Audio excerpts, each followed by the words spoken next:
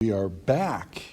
In our last video, we talked about what properties were. And today, what I want to do is I want to classify those properties. Chemists love to classify things as either being chemical or physical. So we need to define those terms, give some examples, and then we're going to go back to that page and we're going to decide whether each of those properties for copper, magnesium, and ethanol were chemical properties or physical properties. Does that sound like a plan? After we do that, we'll do a little practice exercise in the next video, and then you'll be ready for your next quiz. Yay! All right, so what is a chemical property? So a chemical property, simply defined, is this. It's a property of matter. By the way, this is page 14 of your guided notes. So we skipped ahead a little bit. We'll come back and do page 13 and some other things that we skipped.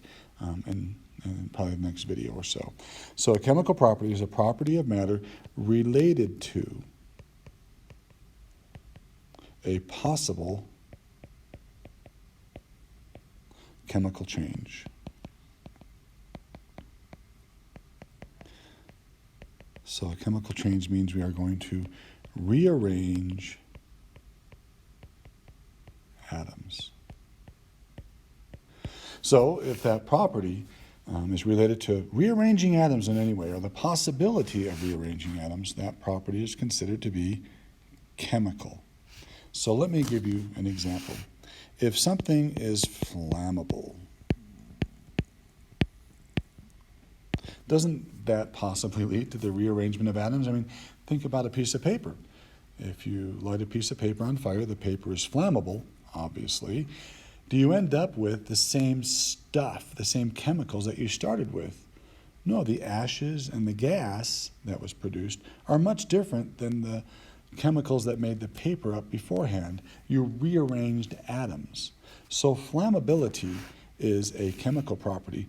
Likewise, if something is non-flammable, that's also a chemical property because it can lead to the possible change or rearrangement of atoms. How about another one? How about this? Digestibility. See, how do you spell digestibility? How about just if something is digestible? That would be a chemical property. Let's see, if I swallow a small pebble, that pebble is not digestible. Digestibility can possibly lead to the rearrangement of atoms. For instance, if I ate a sandwich, right? Obviously, the sandwich, after I digest it, the atoms have been rearranged into other stuff. So digestibility, or being non-digestible, is considered to be a chemical property. How about this? The ability to rust. Oftentimes, chemists call that oxidation. Iron rusts. Gold does not rust. Those are chemical properties of iron and of gold, the ability to rust. It can lead to the possible change or rearrangement of atoms. How about this? Reacts with hydrochloric acid, or does not react with hydrochloric acid. Those are considered to be chemical properties of the substance. Copper did not react with hydrochloric acid. Magnesium did. Those are chemical properties of copper and of magnesium. In fact, for that matter, whenever you see the words reacts with or does not react with, you know you're going to be talking about a chemical property. All right, how about a physical property? What do you think that definition would be? Do you think it's related to the definition I just gave you for a chemical property? Yeah, it is. So this is your definition for a physical property. It's a property of matter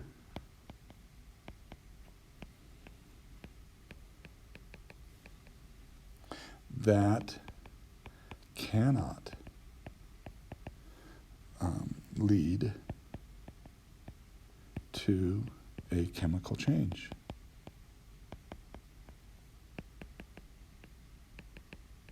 It does not lead to the rearrangement of atoms. So rearrange atoms, no, for a physical property. So let's think about some properties we've been talking about. Color, for instance.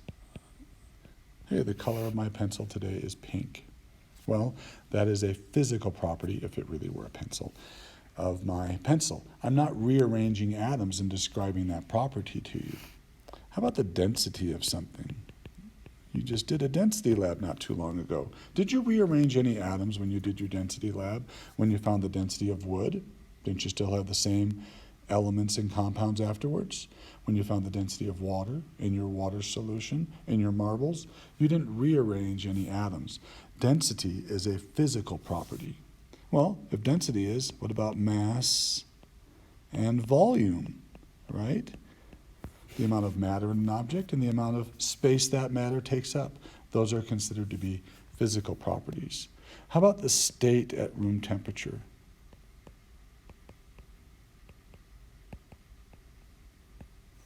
Whether it's a solid, liquid, or gas.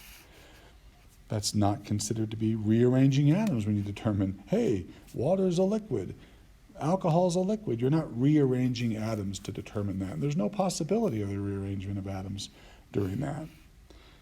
Here's one. How about solubility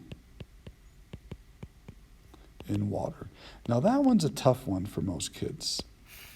People think when I dissolve sugar in water that I rearranged atoms. In reality, when I dissolve sugar in water, sugar is soluble in water, by the way, don't I still have water, H2O, and don't I have sugar, essentially C6H12O6? All I've done is I've taken the sugar molecules and surrounded them by water molecules. I didn't rearrange any atoms. I still have sugar in water. So whether something's soluble or insoluble in water is considered to be a physical property. Let's put just one or two more down. How about melting point? Or maybe boiling point. These are all physical properties. When I melt an ice cube, I have water, liquid water, H2O. What did I have before I melted it? H2O. I didn't rearrange any atoms. When I boil alcohol, what do I have before I boil it? Alcohol. What do I have after I boil it? Well, all alcohol molecules that are spread out farther from each other, but I still have the same molecule. I did not rearrange any atoms. So with this in mind, what a chemical and physical property is, let's go back to the first page of this unit and see if we can determine whether or not the properties that we listed for copper, magnesium, and alcohol are chemical or physical. Are you ready? Let's just put C or P along the side here as to whether or not we think that's a chemical or physical property. So copper's color, what do you think? Yeah, that's physical. We don't rearrange atoms in determining color. How about its state at room temperature? Copper's a solid. You're right again. That's physical. Well, we just talked about this one, solubility in water. That's another physical property. How about its density? Hey, it sinks in water. We're not rearranging atoms. That's physical. Magnetism? Do you rearrange atoms when you determine something's magnetism, or do you still have the same thing before and after? That is correct. It's another physical property. How about reacting with something? In this case, it's unreactive with hydrochloric acid, but reactivity has the ability to rearrange atoms, so we would call reactivity a chemical property, even though copper does not react with hydrochloric acid.